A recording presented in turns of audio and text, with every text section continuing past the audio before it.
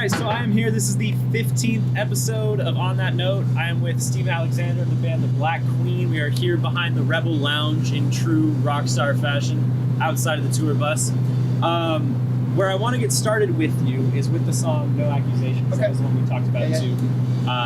But I really love that intro groove, and I kind of broke it down and was looking at it.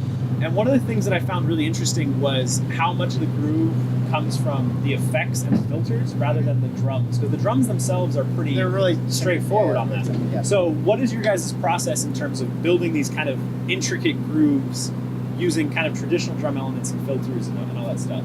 I think it has to do with, it was interesting because when I was showing Justin some of the, we went back through some of the playback as we were looking at it.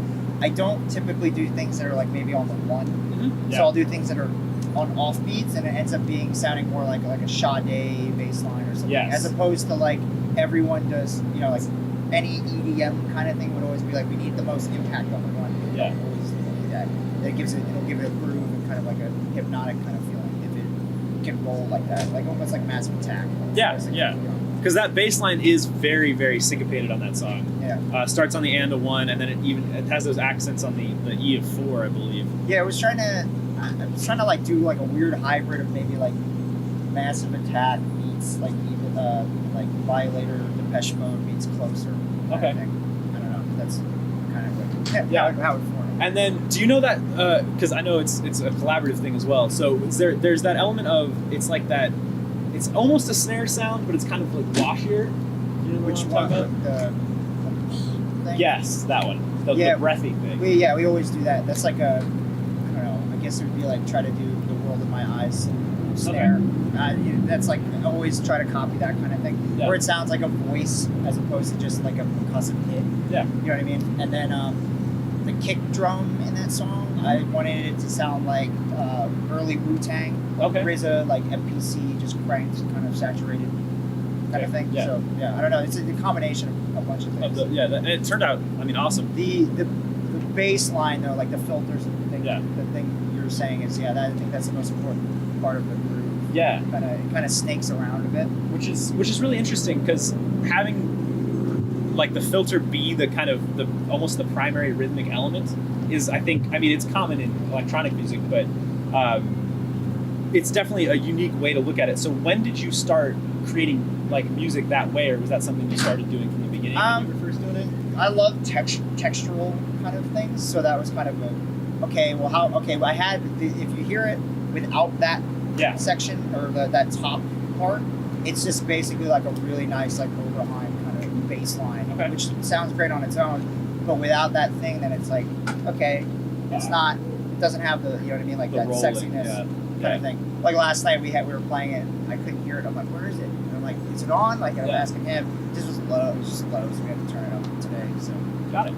Yeah. Cool. And then so it starts off with like the big several bars of without the vocals, and then the second the vocals come in, the snare cuts out on that song. Yeah.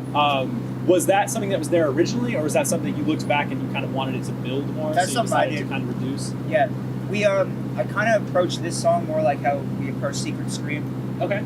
Secret Scream used to be stacked with tons of stuff, and then by accident, kind of we started deleting things or whatever. And that's another song where the bass line doesn't start on the one. Everyone thinks it starts on the. They think it's just like 6 notes. Yeah. It's not. So I don't know. That was like, well, if we delete certain things, it's gonna give more of a groove. Yeah. And people forget that. Like they just pile shit on, and it sounds. I don't know. Whatever. Yeah. No, I agree. And then what's cool too, so it does the verse form kind of twice before it switches to the pre-chorus section, and on the second time around you add the snare back in to kind of build a little bit more. And then also the vocal harmonies come in. Yeah. And I don't know, obviously I'm sure Greg had input on that as well. But one thing that I found really interesting is it was harmonized in thirds until the last note of the phrase, which was harmonized in fourths. Was that, I don't know, how did that come about, if you remember that part of the process? Something over there. But I don't know, I'm not sure. He does all that, experiments, and we try to get it. But like we were trying to get like a weird, like, I don't know if it, some kind of dirty kind of thing, like almost like I Want Your Sex, like George Michael kind of vibe, like it's just, so maybe that's where that came from. I'm not sure. Yeah, no but worries. that's what I hear. Yeah. when I hear it. You know what I mean? It is, because it was a really interesting setup, because as I was tracking the harmony, it was like thirds, third, third, third, and then fourth at the end, which I was like, okay. Usually we do a lot of stuff like that. I didn't realize this until after having to go through all the playback, trying to tell, Justin, okay, I think it's just twice, and then it's like, no, it's 3 times, or it's, or you drop the bar, or this last turnaround, the sound has another note in the chord. It's like, it does? Yeah. You know what I mean? I forgot, it's been such a long time since I looked at any of this stuff. But yeah, and the other thing that's cool too, you do it twice when you transition from the verse to the pre-chorus, and then when you transition from the pre-chorus to the chorus. You drop that last snare out on the 4, and you just do 2 kicks on the 3 and the 4. Is that I didn't see? Is that elsewhere on the record too, or was that just a motif for this song? I'm not sure. I think we did that. We did that on Secret Scream too. I think. Okay. That's just a hip hop thing. Yeah. I love Dr. Dre and stuff like that. Like it's just, I don't know. It's weird, but like I said, like most like electronic things. I feel like their palette is really small because they only listen to like one thing, or like more metal guys only listen to metal. But it's like I was like, okay, well let's do more like Dr. Dre mutes. So like you build the whole track, everything just playing, and then basically just like if you were on a SSL console or something, just muting. Yeah. So we just cut it out of whatever we're using, Ableton, Pro Tools, whatever. So things like that. I always try to look for a spot where like, oh, maybe no hi-hats here. Okay. And does it pass by you without you noticing it? If you don't notice it, then it works. Yeah. If you notice it, you're like, oh god, then yeah, you should probably put it back. Yeah. So. Cool. And then as it transitions, it obviously goes to kind of a much less syncopated bass line, just kind of that straight 16th groove in the pre-chorus. But the lead line that comes over the top of it brings back in that syncopation, and again, accented on the E of 4, which seems to be kind of that's definitely. I mean, I played that in. It's like, okay, that works. Okay, cool, because that sound is a really, really great contrast. So were you the one who came up with that part? I built that whole song in like one night, basically. Yeah, I remember you telling me that. And then Greg got the vocals right away, and we just polished it later. Like, okay, let's change the snare, let's change the kick, let's change the bass, or the sounds. Yeah, basically. Because I don't know if it was the intention, but the way that, because the melody that he's singing is relatively straightforward in the verse, whereas the bass line is very syncopated, and then it kind of flips where the bass line is very straight and the lead line that's a trick that people, I feel like they don't pay attention to or that don't notice, and that's a big like Alan Bolger kind of production thing, where it's like you can do like, let's say here's an example. It's like, okay, like not bring it up again, but like 9 Shells Closer.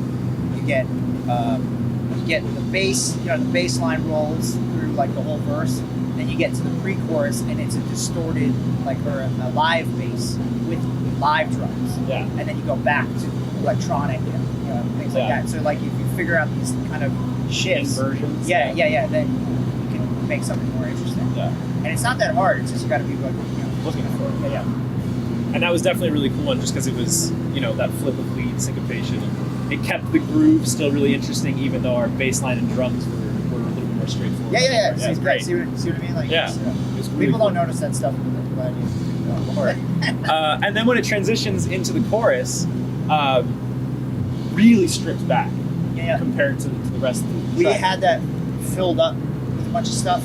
Or actually, no, the original idea was just that little ghost kind of sound. Yeah, the little string. Yeah. And it's like the Link to the Past Zelda kind of choir-y thing. Yeah. And we had that originally, and I was like, I'll get to it. I'll put some more stuff in there. And we kind of kept trying stuff, and it just sucks. So we're like, just leave it weird. Yeah. It's better to be weird than, you know what I mean? Like, every chorus doesn't need to be humongous. Yeah, so. And again, that was kind of hearing what you're talking about when it comes to the the anti-EDM electronic music. Yeah, like it should be huge here, but we're like, no, let's make it really far back. That's really cool. That's a thing. I mean, like conceptual things like that. I really love, like End of Apocalypse Warning or whatever. Mm-hmm. It comes in. It's the weirdest thing because it took us forever to finish that, and we kept doing this thing where it would get to the end, and it would ramp up all the way to the end, and then his voice would end the record. And then I said, what if we did the opposite? And it took forever because it was so weird to like so do how all to the do it, automation and stuff. So it breaks apart. The whole thing breaks apart. Yeah. And then at the end, you just have his voice, and that's it. So that was a conceptual thing, but it took forever. Yeah. Like I couldn't figure it out. Like I said, yeah. And then the other cool thing in that you do add that like sub bass, those sub bass hits on the chorus, which are just really good because it fills it out without being really obvious. Yeah. Did that come about in the night where I remember you saying you had reworked the entire song kind of in one night? That was already, I think that was already there. Yeah, I put that, and that was the same sample. We've used that a million times. Got it. Built that. Nice. We've used it like Hammer Restart and stuff like that. Yeah. And then the other thing that was interesting was those really washed out. It's in the pre-chorus and the chorus, but there's those really washed out higher vocals. Yeah. Were those? I was curious to see if those came as like a call and response thing, or if it was they were recorded more like as one part, and then you decided to wash out the second half, or how did you guys? No, there was make like those more call and response kind of thing, and yeah, I like doing like it's like always doing flip flops. So it's like it's like dry vocal, now it's like really wet, dry, really wet.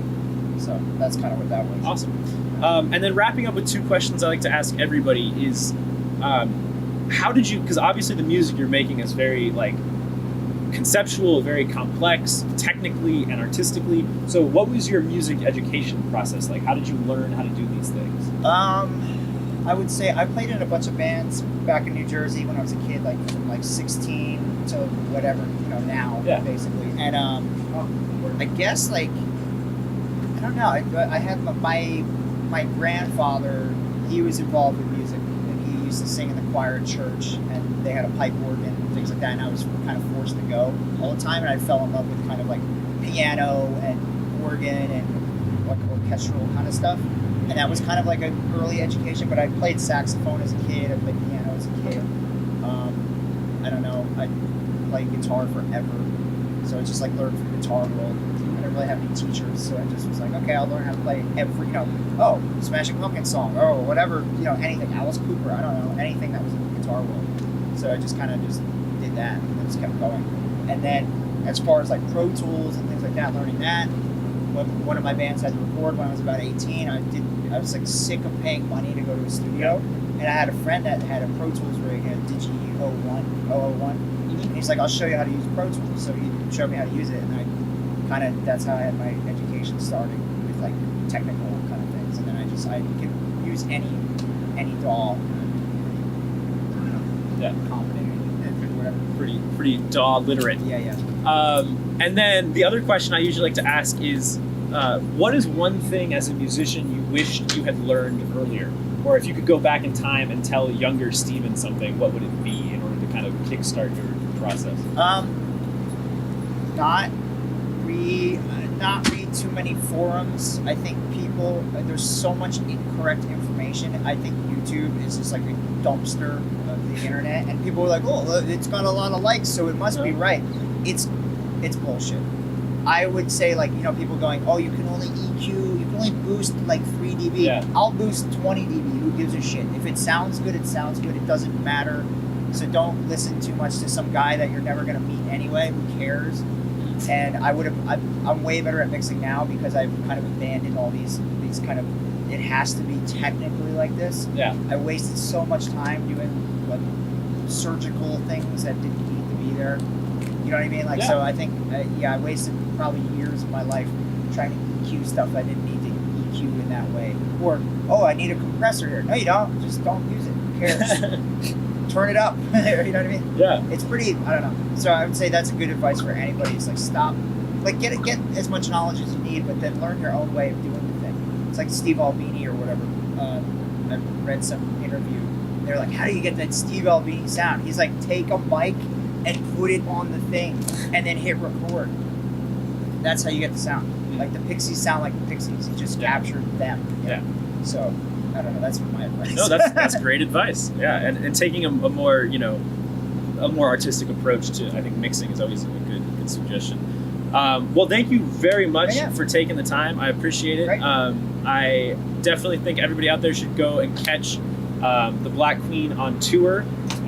This will be out in the next couple of days, so they'll have plenty of time to buy tickets and such. And check out their new record, Infinite Games. Is there anything else you have to plug? Any personal projects or anything else like that you want to get out there?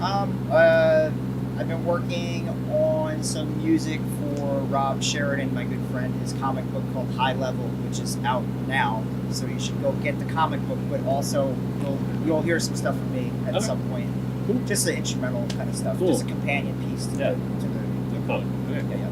And that links to all that stuff will definitely be below in the description, so you can find all of that there. Thank you very much. Cool. Yeah.